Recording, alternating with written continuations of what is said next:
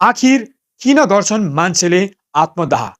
यसको धेरै कारणहरू हुन सक्छन्, तर यसको प्रमुख कारण म यो भिडियो मार्फत तपाईलाई बुझाउने प्रयास गर्छु।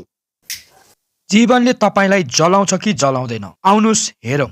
दुवै ग्लास एउटै हो, आगो पनि एउटै हो, तर यहाँ लेफ्ट साइडको ग्लास बलिरहेको छ र राइट वाला ग्लास बलिरहेको छैन, र यो यिनीहरूभित्र के छ भन्ने कुरामा भर पर्छ। लेफ्ट ग्लास खाली छ र राइट ग्लास भने पानीले भरिएको छ। पानीले यहाँ तपाईको आत्मबल र आन्तरिक अवस्थालाई जनाउँछ।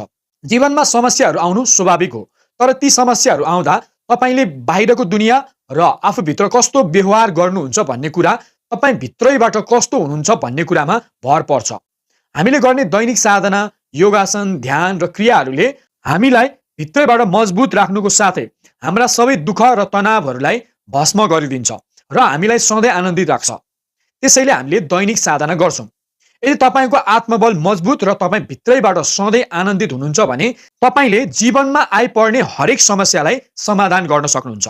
आउनुहोस् आजैबाट दैनिक साधना सुरु गरौँ। यदि तपाई पनि आफ्नो जीवनलाई भित्रैबाट रूपान्तरण गर्न चाहनुहुन्छ भने तल कमेन्टमा साधना लेख्नुहोस्।